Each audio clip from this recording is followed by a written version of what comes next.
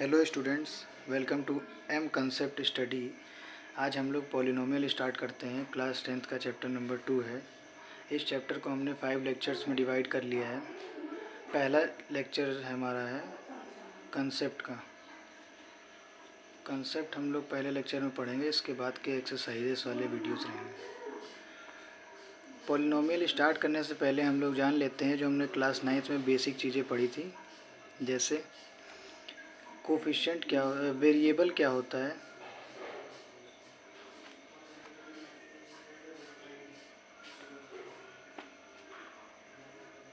Constant क्या होता है,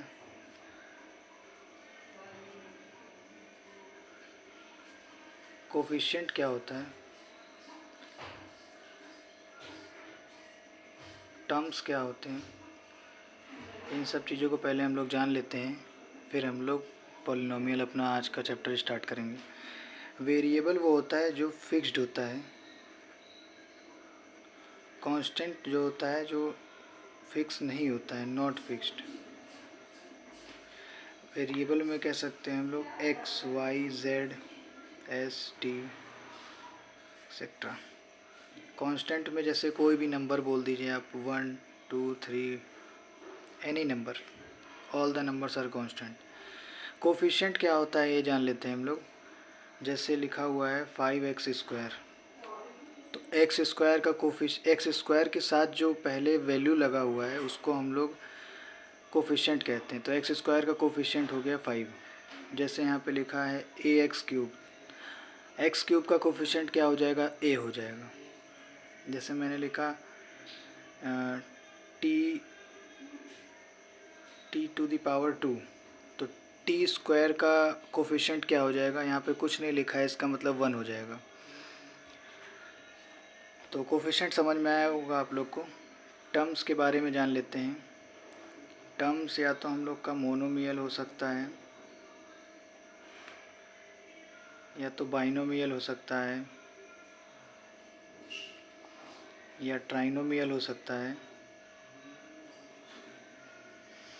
अब एक एक करके जान लेते हैं होता क्या है। मोनो मतलब 1 होता है, 1 मतलब 1 टर्म।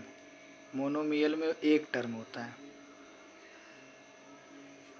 बाइनोमियल में 2 टर्म्स होते हैं। ट्राई मतलब 3, नाम से ही पता चल रहा है, 3 टर्म्स होते हैं ट्राइनोमियल में।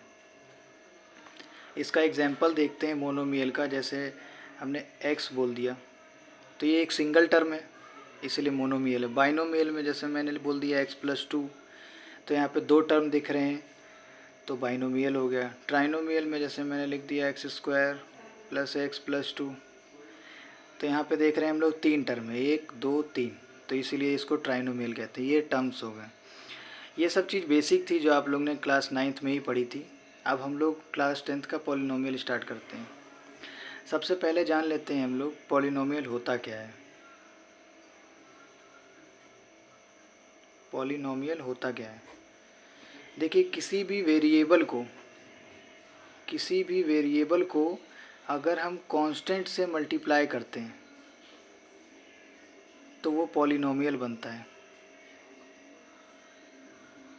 किसी भी वेरिएबल को अगर हम कांस्टेंट से मल्टीप्लाई करते हैं तो वो पॉलिनोमियल बनता है। लेकिन एक शर्त होती है इसमें, where power on variable is natural number. Variable पे पावर क्या होना चाहिए, नेचुरल नंबर होना चाहिए। जैसे मैं एग्जांपल लेता हूँ, वेरिएबल में ले लिया मैंने 2y ले लिया, इनटू कांस्टेंट मैंने ले लिया 4।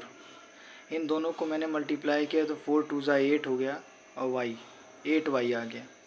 तो जो वेरिएबल है उस पर पावर इस समय क्या है, 1 है। 1 क्या है, एक नेचुरल नंबर है, यानी कि ये एक पॉलिनोमियल होगा। ठीक है, तो पॉलिनोमियल आप लोग पहचान लेंगे क्या, कैसे पॉलिनोमियल पहचाना जाता है। सिंपली है, किसी भी वेरिएबल को कांस्टेंट से मल्टीप्लाई करना है, पॉलिनोमियल बन जाएगा। जो वेरिएबल होगा उस पर पावर क्या होना चाहिए, नेचुरल नंबर होना चाहिए। नेचुरल नंबर क्या होता है, जो ऐसे नंबर्स जो 1 से इन्फिनिटी तक बिलोंग करते हैं। ठीक है, तो ये पॉलिनोमियल होता है। अब हम लोग जानते हैं कि types of polynomial types of polynomial.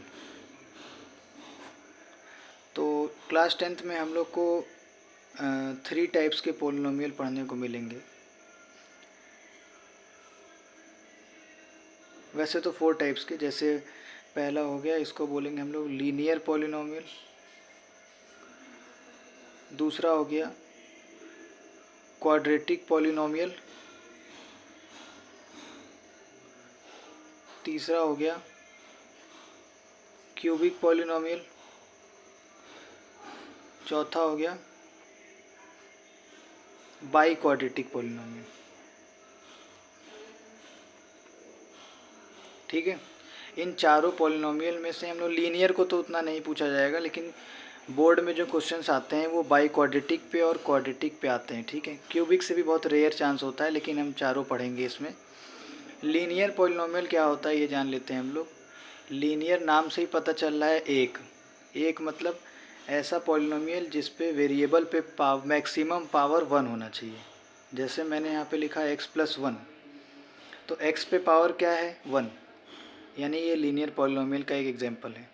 जैसे मैंने लिख दिया यहाँ पे z+5, तो यहाँ पे z पे पावर क्या है 1 है, इसीलिए लीनियर पॉलिनोमियल है। एक और एग्जांपल देख लेते हैं, जैसे मैंने लिखा 5t+2, तो क्या ये लीनियर पॉलिनोमियल का एग्जांपल है? बिल्कुल है, क्योंकि t की पावर क्या है 1 है।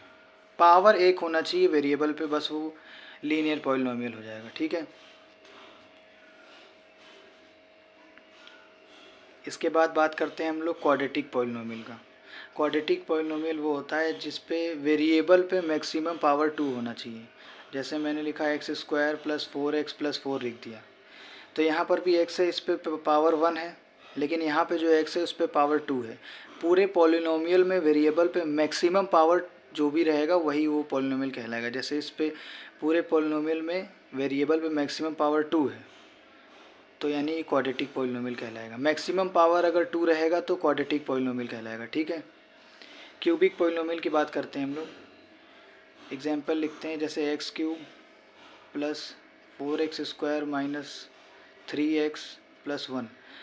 तो इस पूरे पॉलिनोमियल में देखा जाए तो वेरिएबल पे मैक्सिमम पावर 3 है, यानी ये क्यूबिक पॉलिनोमियल है। ठीक है, बाई क्वाड्रेटिक में मैक्सिमम पावर 4 रहेगा। ठीक है, जैसे मैंने लिख दिया x⁴ + 5x³ + 2x² + 5। तो पूरे पॉलिनोमियल में वेरिएबल पे मैक्सिमम पावर कितना है 4 है, यानी बाई क्वाड्रेटिक पॉलिनोमियल हो गया। समझ में आया? अब ज़ीरोज़ की बात कर लेते हैं। ज़ीरोज़ क्या होता है पहले ये जानते हैं हम लोग। ये चीज़ आया समझ में आप लोग को?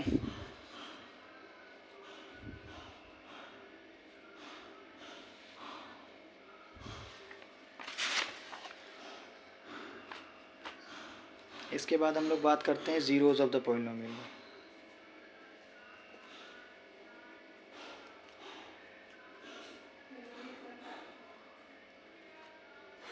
ज़ीरोज़ मतलब क्या होता है, जैसे कोई भी पॉलिनोमियल लिखा हुआ है, जैसे मैंने यहाँ पे लिख दिया 2t + 1 = 0। ये कौन सा पॉलिनोमियल है? एक लीनियर पॉलिनोमियल है। ठीक है, अब इसका ज़ीरोज़ क्या हो सकता है?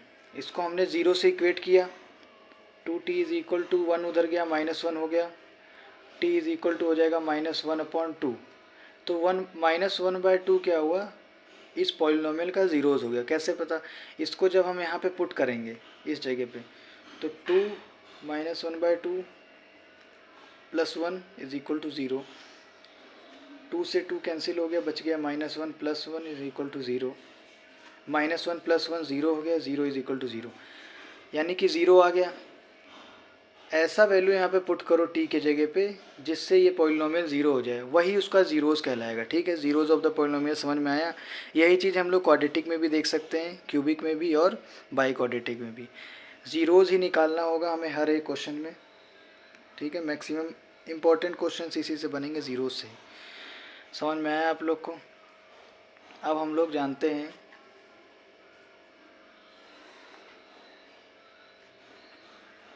Relationship between zeros and polynomial. Zeros और पॉलिनोमियल में क्या रिलेशनशिप होते हैं, तो ये हम लोग लीनियर में नहीं जानेंगे, हम लोग के कोर्स में क्वाड्रेटिक का है, तो हम लोग क्वाड्रेटिक का देखेंगे, ठीक है। तो हम लोग अभी पहले क्वाड्रेटिक का बात करते हैं। क्वाड्रेटिक पॉलिनोमियल में ज़ीरोज़ और पॉलिनोमियल में क्या रिलेशनशिप होता है, ठीक है। तो क्वाड्रेटिक का स्टैंडर्ड फॉर्म हम लोग यहाँ लिख रहे हैं, A X square plus B X plus C is equal to zero, ठीक है। ये क्वाड्रेटिक का स्टैंडर्ड फॉर्म है।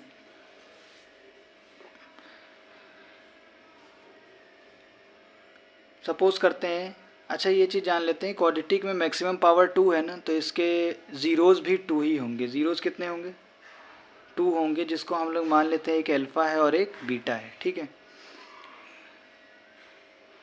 और ए बी सी जो है कोफिशिएंट्स हैं, ठीक।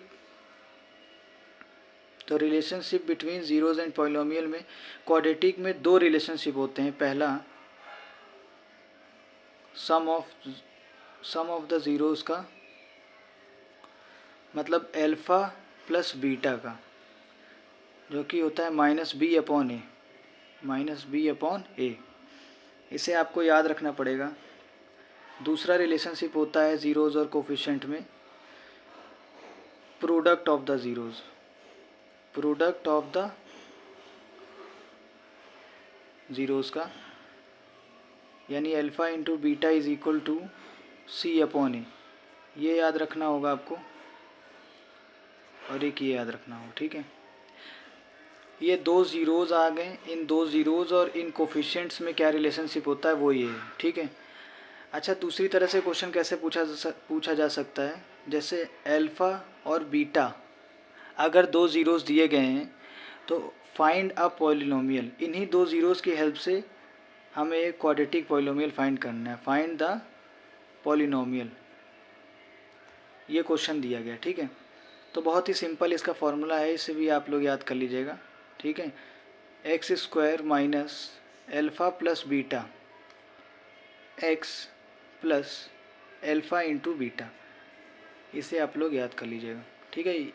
ये रिलेशनशिप हो गए, और ये जब दो ज़ीरोज़ दिया रहेगा तो हम इससे पॉलिनोमियल फाइंड करेंगे। समझ में आया आप लोग को। इसके बाद आता है क्यूबिक पॉलिनोमियल का रिलेशनशिप, ठीक है।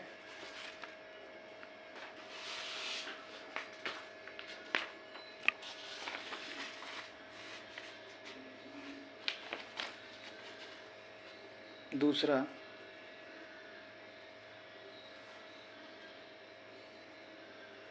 क्यूबिक पॉलिनोमियल, इसका भी स्टैंडर्ड फॉर्म हम लोग लिख लेते हैं, A X cube plus B X square plus C X plus D is equal to zero.